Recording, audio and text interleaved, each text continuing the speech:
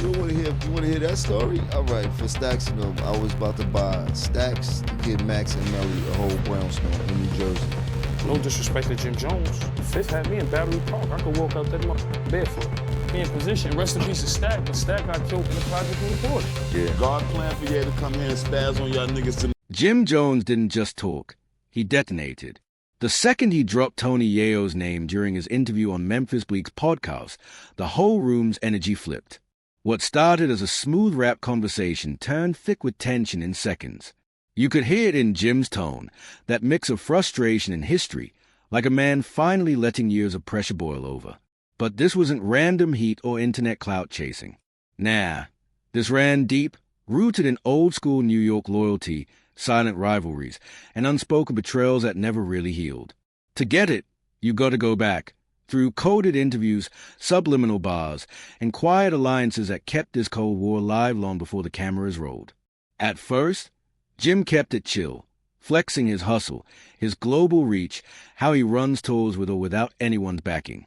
But under all that confidence, there was shade. Subtle, but sharp.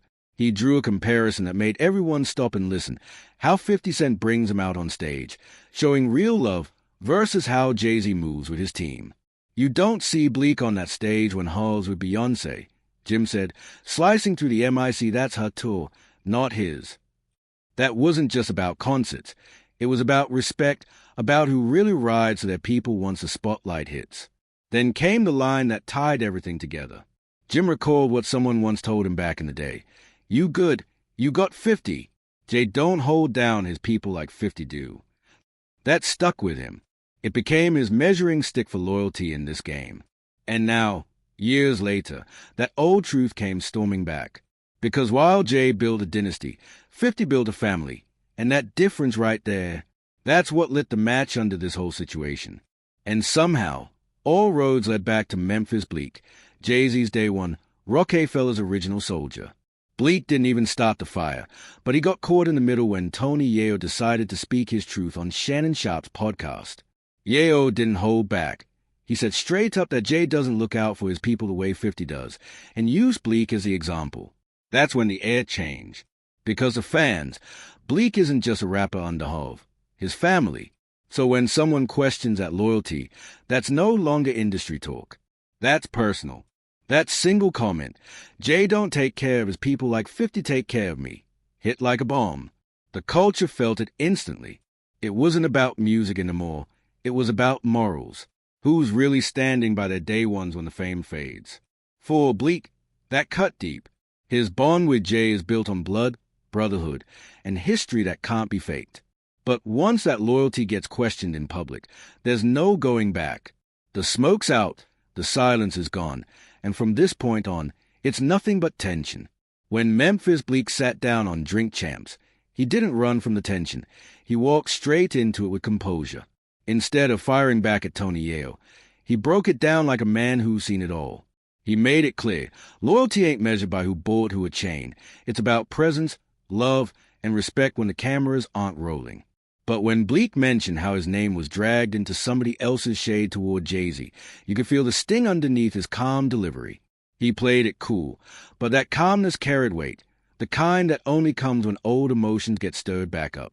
What seemed like closure was really just the beginning of something deeper, something rooted in heartbreak, memory, and the kind of pain New York never forgot. Because this wasn't just about rap politics, it was about loss. Real, gut-wrenching loss. At the heart of it all stood Stack Bundles, a name that still echoes through the city. Stack wasn't just another rapper. I seen something Tony Yayo said, Hov don't look out for me like 50 look out for L. Oh, word, he said that? I just want to clear that up. Hov don't have to. Alright. You know what I mean? Right. I'm chewing the loud on my own. If Hov look out, I'm telling you, I'll be up there. Right. So when y'all see me out here, that's the Blizzle budget. But back to you, I'm sorry for cutting you off. But I just want to let niggas know Hov don't have to. He was a spark. His charisma, his flow, his energy. It was clear he was next up. He had that New York crown glow all over him. Under Jim Jones's Bird Gang, Stack was destined for greatness, but the streets had other plans. Before he could fulfill that promise, Stack was tragically killed in his own neighborhood, a moment that froze the culture in grief. Years later, Tony Yayo ripped that wound right back open. On Math Hoffa's podcast, he spoke on Stack's death, implying Jim Jones could have done more, maybe even save him from a trap that took him. That wasn't just commentary, it was a gut punch. For Jim, those words weren't criticism, they were betrayal. He lived that pain. Stack wasn't some artist under him, he was family. Hearing someone say he didn't protect his own hit deeper than a diss track ever could. That's not industry talk. That's about legacy, responsibility, and love that never got closure. And that's exactly why this moment cuts different. It's not clout chasing or podcast drama. It's emotion dressed as ego. What Yayo said might have sounded like another viral soundbite, but for Jim, it reopened a scar that never healed. The streets remember. Every block that mourns Stack bundles remembers. This beef isn't about who's realer. It's about loyalty tested by loss and pain that time never erased. In hip-hop, ghosts don't fade.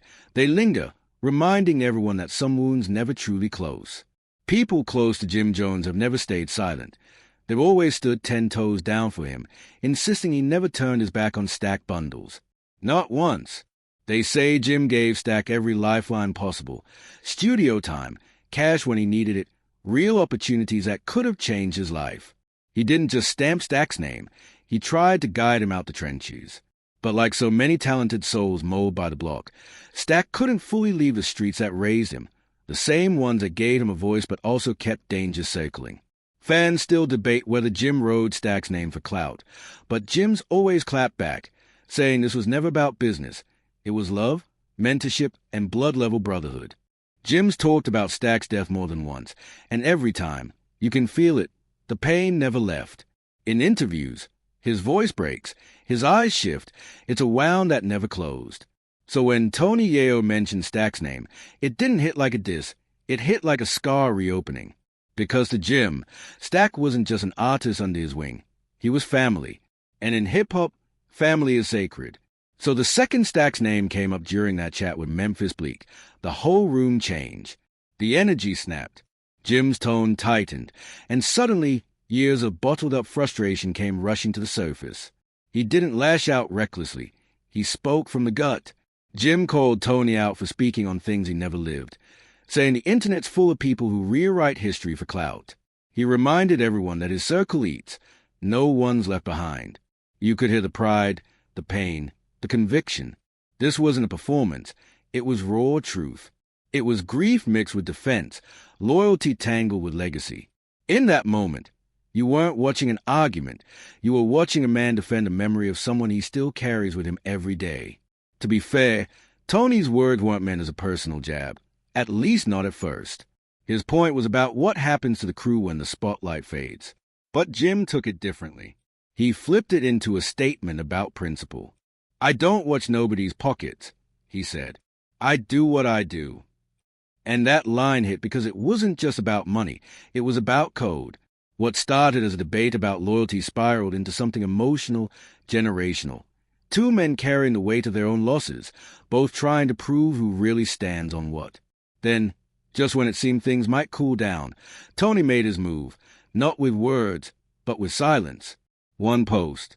A single image referencing Max B. The problem is, when she was on the show, she had said that she had heard about you wasn't giving Stack money, but people don't know that when Stack asked you for the bread, you were going to the bank. I think the bank was closed. Something happened because me and Bino talked about it. I remember being there, and you was going to give him more money after the money he spent because we was on tour. He like, geez, I spent all that tour money, geez, on Pop, I'm bugging. Whatever he did, with another Porsche, BMW, he like, yo, Pop, geez, you said closed mouth don't get fed, geez, I'm Pop, geez, I'm hurting. It's a fact. And when I told him, I said, yo, go get 25 grand from the bank tomorrow.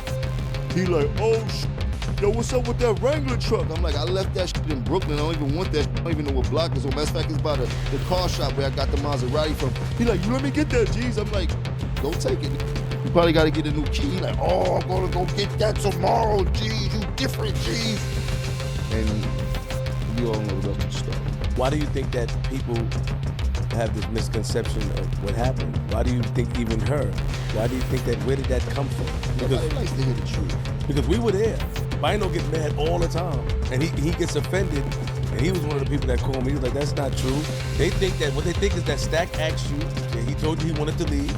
They said that Stack told you he wanted to leave, he wanted to move, and you didn't move him out. But that's not true. You want to hear that story? All right, for Stacks, I was about to buy Stacks, the kid Max and Melly, a whole brownstone in New Jersey. None of them wanted to leave the hood. And I was not about to waste my money. And I was what I offered them. I went shopping for this shit and all that type of thing. Yeah, we remember that, like Bass. We remember that. They shot the Bass. I remember the conversation. And I'm like, yo, you bugging. You want to, like, yo, you could go to the hood every day, but you're going to be living in Jersey. Like, you're going to be living better than, like, and you don't have to worry about paying for no rent or nothing like that. I'm just trying to get you niggas out the hood. Melly, too. Melly ended up getting shot, right? Like none of these would listen, and everything that happened that you know can happen in the hood end up happening and shit like that. You know what I mean? But everything to try to protect them for what I know could have happened to them, I tried. You heard? From getting all of his cars, to getting all his everything. You can imagine everything. Private jets to Miami, hundreds of thousands in one weekend, 2 tour buses at Atlanta. Like, cannot front on how I had my boys moving. And I'm only talking about this because you was there, and you and Stacks were best friends. Bino, a couple others and shit like that. Other than I don't even talk to people about Stacks and what went on, but we was sending out. This was not on our level when we was moving. And no. Jim's old friend turned rival. That was all it took to blow the internet sky high. Fans knew what it meant without an explanation. That post wasn't random. It was strategic. Within minutes, timelines exploded, comments turned into chaos, and the culture split in half. Half defended Jim, saying his loyalty's been rock solid for decades. The other half sided with Tony, calling him brave for speaking what others only whisper. That one moment reignited something ancient, the spirit of New York competition, pride, and pain all mixed together. Because truth is, these rivalries never die. They hibernate until someone says the wrong name. And this time, that name was Stack Bundles. His ghost still lingers over every bar, every interview, every unspoken grudge in the city.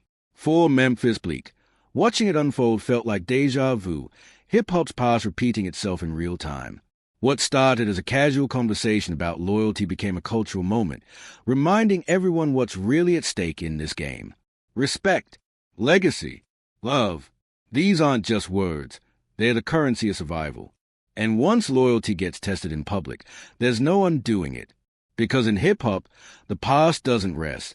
It just waits for someone brave or reckless enough to wake it up again. At the end of the day, one thing's undeniable. In hip-hop, the past don't die. It just chills in the shadows, waiting for the next beat to bring it back to life. Every name, every rivalry, every scar, it all comes back around eventually. So don't blink, because the next twist might already be loading.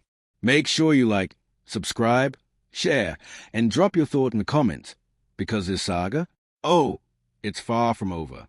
The next chapter's on its way, and trust me, you don't want to miss it.